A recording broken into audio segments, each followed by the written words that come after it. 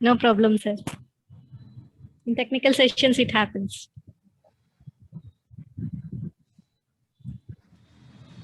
Shall I start? Madam. Shall I start? Madam, please continue. Yeah. Good afternoon, participants.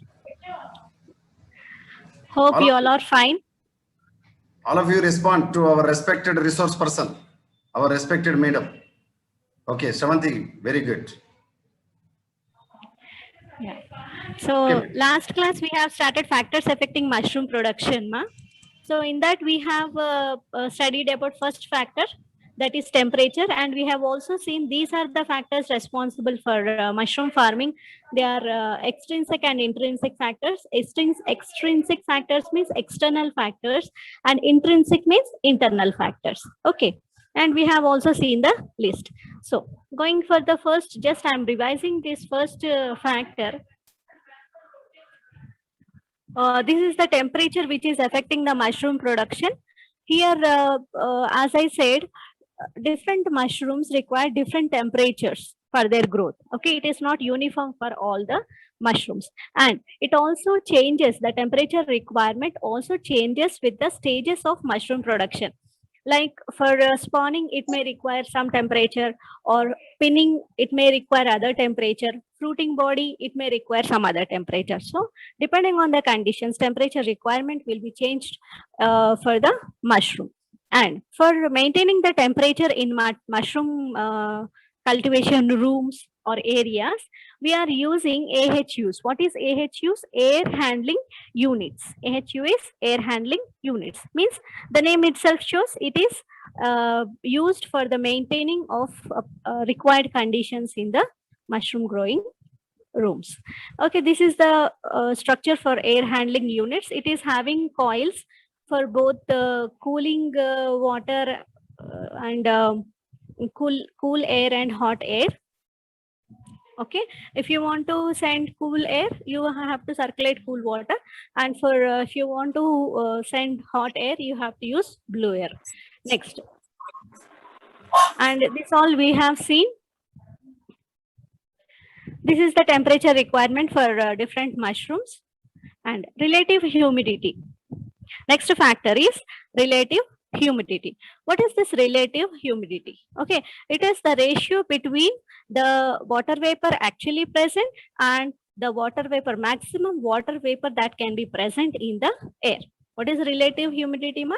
It is the water vapor actually present. That is the humidity means it is the water vapor in the air, right? So RH is absolute humidity by saturation point humidity. Next, so how much humidity is required? Humidity, you understand, no? It is the water content present in the air. So we need 85%, right? So this much 85% of humidity is required for pinhead formation in synergy with other factors. Like if you only maintain relative humidity at 85% or required humidity levels, it won't be sufficient. It should be combined with other factors such as temperature and carbon dioxide also. So what this humidity is doing, it will permit slow evaporation of water. Thereby, the nutrients will be circulating or moving upwards to in the mushroom. And the exchange of air facilitates loss of carbon dioxide plus heat into the air.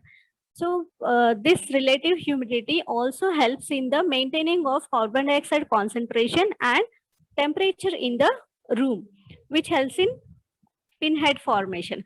And this is the humidity requirement for different mushrooms. Next is carbon dioxide. Carbon dioxide means, you know very well. So this carbon dioxide requirement is different here. Means for spawn run stage. What is spawn? We know. After adding the spawn, there will be a stage called as spawn run where spawn will grow. Okay. So in this spawn run, high concentration of carbon dioxide is required. Are you able to understand? Higher concentration is required here. That is 10,000 to 15,000 ppm. And even after the spawn run, there will be casing stage or case run stage. Okay. So in this step also higher concentration of carbon dioxide is required. After this, there will be other stages called as spinning and cropping. Pinning means pinhead formation and cropping means fruiting stage. Okay. So during these stages, the carbon dioxide concentration should be less. It should be reduced. See what was the initial concentration requirement here?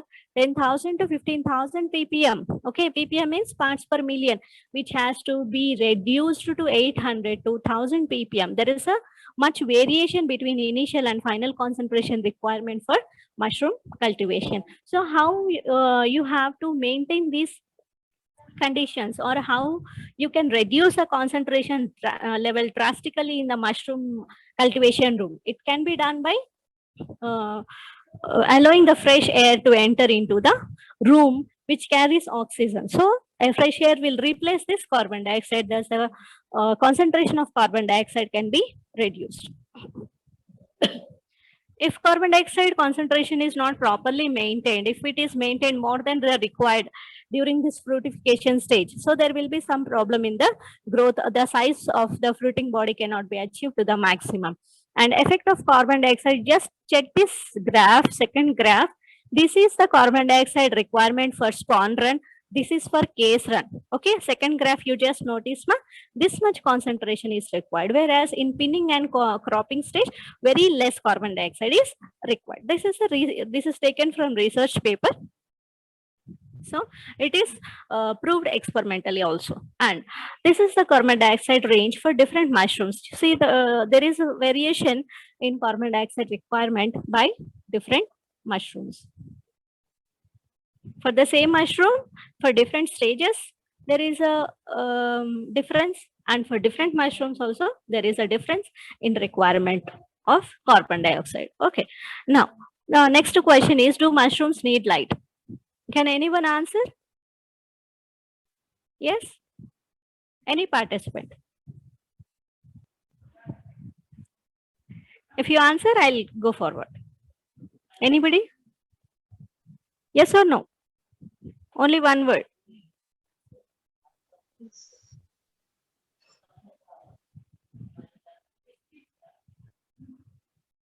Okay. So do they perform photosynthesis, mushrooms? They do not perform photosynthesis. Actually, light will be required for performing of photosynthesis, right? So we think that it will not require light, right? But it is not true. Even though it is not performing any photosynthesis, there is a requirement of light at particular stages of mushroom production. Okay. But generally, these mushrooms are saprophytic in nature. Saprophytic means they are absorbing the nutrients from the dead and decaying material. That is why we are calling them as saprophytes. And for this type of nutrition, light requirement is not there.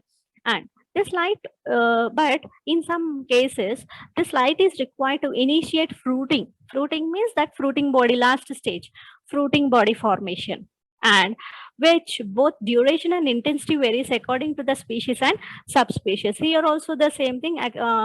For different mushrooms, the light requirement differs. In some species, light inhibited the vegetative growth. Okay, it is also observed that for some mushrooms, if you are giving light, then the vegetative growth means initial stages of growth of mushroom is not, it is stopping. Okay, once you are exposing that mushroom room cultivation to light, then the this vegetative growth is stopping. Okay, in general, light affects fruiting to a greater extent than the vegetative growth. So it is observed that light is affecting the fruiting body formation stage rather than vegetative growth. And this is also stimulates development of, inhibits or stimulates development of reproductive structures, color, morphology, type, length, and cap size.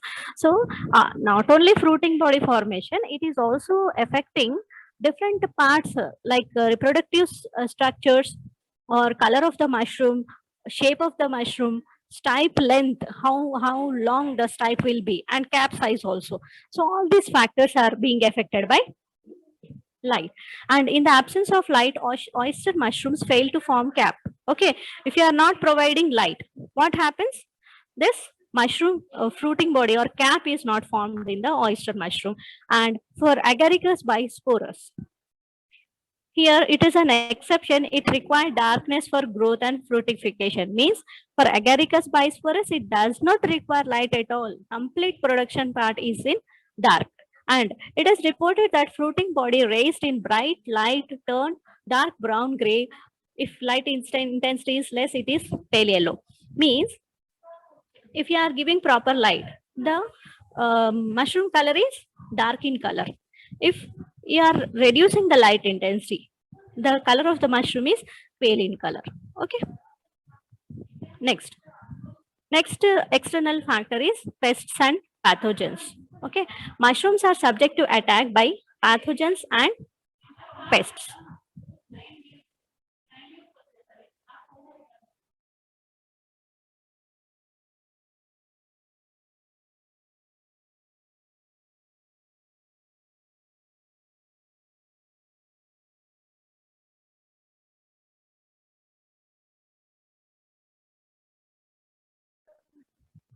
Okay, so next is pests and pathogens. Here, mushrooms are subject to attack by pathogens and pests. Means these, whatever pathogens are there, whatever pests are there, usually they will be attracted by food materials. And mushrooms are also a food material.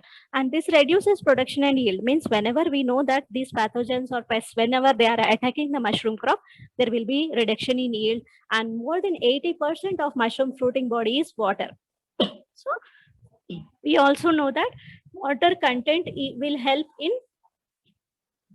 contamination or growth of pathogens or bacteria in the mushroom.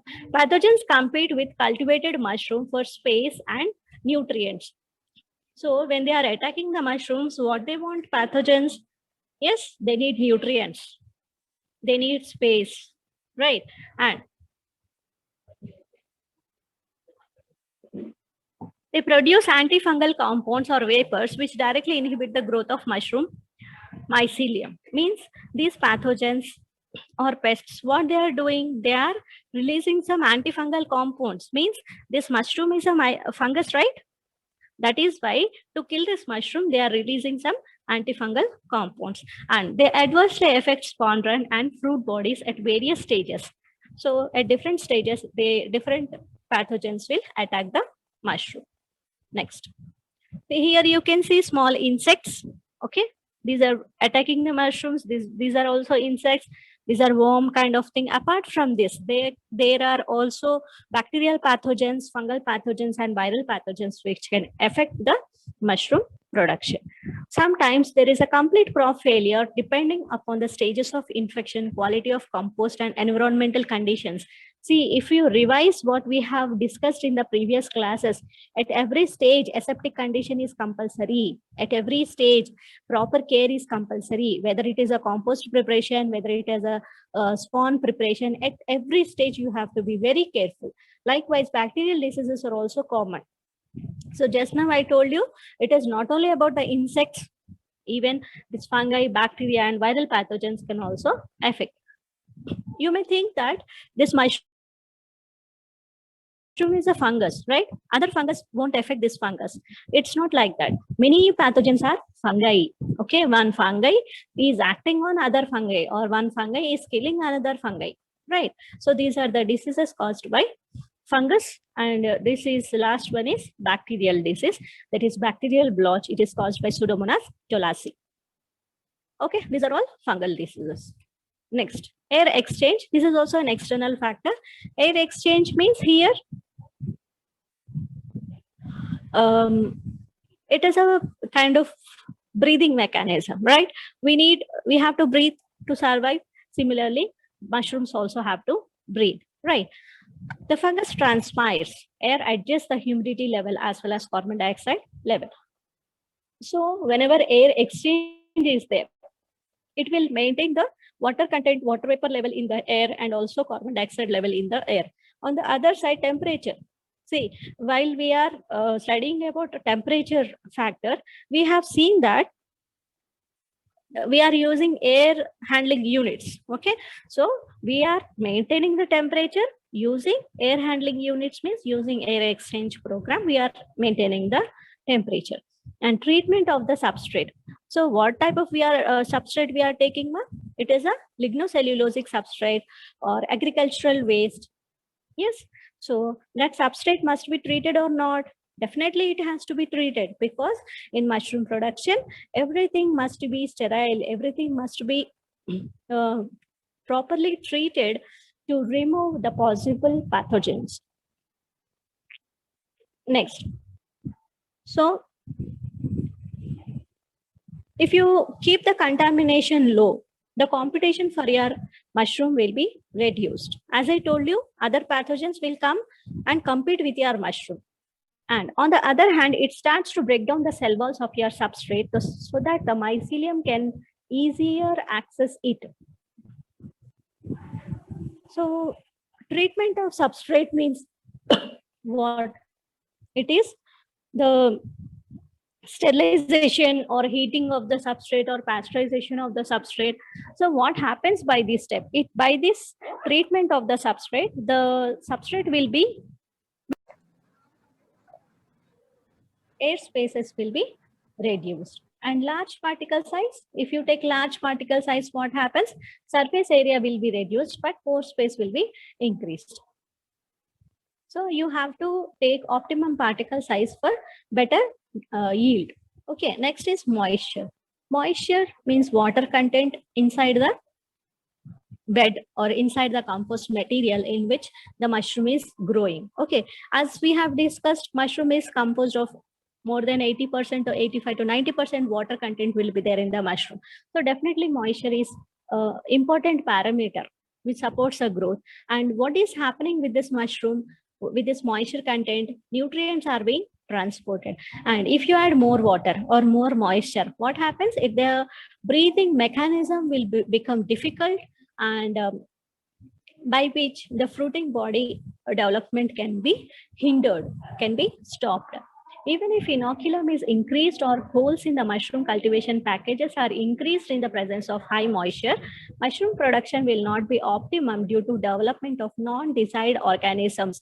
See, there is one more problem with this moisture is, if you are increasing the moisture to a higher extent, what happens is definitely there will be the risk of contamination by bacteria and nematodes. So high moisture, there is a problem of contamination. Low moisture, the mushroom itself will die. So you have to definitely maintain some optimum moisture, which is the requirement of a particular mushroom species.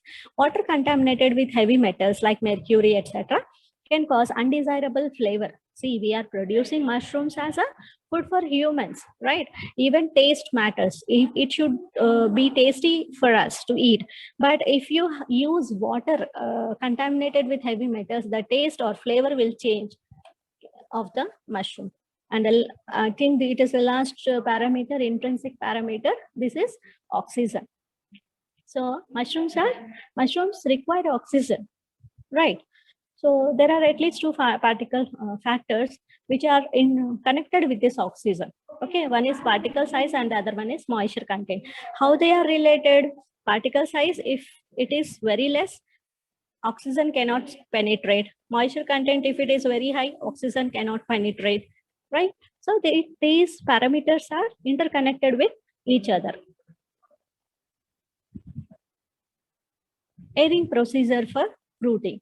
So there are different mechanisms for sending air, that is soft airing, moderate airing, and severe airing for mushrooms. So these are the conditions required for soft airing. Means slowly we have to send the air, and this is the moderate airing. Here temperature will be 17 degrees, compost temperature will be 20 degrees, carbon dioxide concentration is 2000 to 2500 ppm, and relative humidity is 98% to 92%. So under these conditions, if you are sending the air at a moderate speed, that is moderate airing, and then this is the condition required, that is severe air. So according to this, we can supply air in different parameters or different levels for the growth of the mushroom. And if you see this slide, you can understand if we are attempting to grow the mushrooms, and if you are not getting proper growth, proper yield, these may be the conditions. Maybe moisture is not enough, or other side it may be too high. There may not be sterile conditions, may not be air exchange properly done, Maybe the environment is wrong for the growth of mushrooms, or if spawn is taken, like whatever spawn we are taking, if it is not good, then also there will be a problem. And we have also should have some idea of life cycle of mushrooms, how it grows, and definitely we should have a patience. So these are just a simple points we have to remember to get good yield of mushroom. So here we are ending the session today.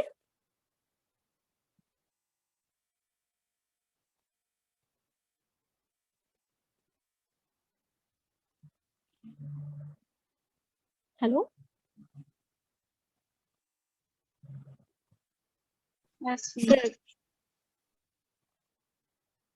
Yes, if you are having any doubts, you can ask Ma.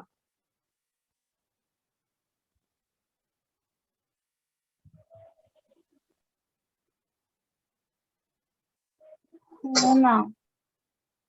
Okay.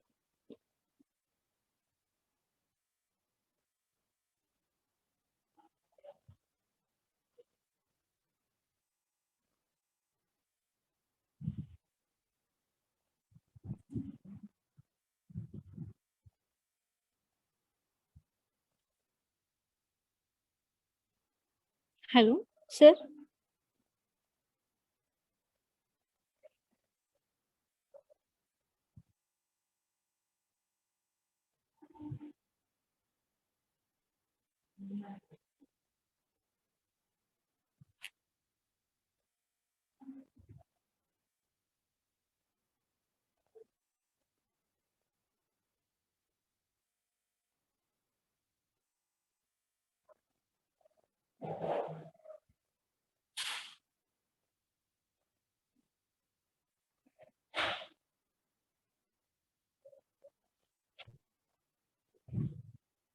Okay, Ma, you can leave.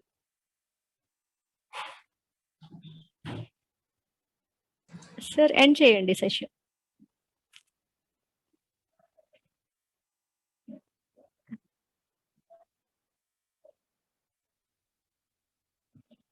Sir, session end చేయండి.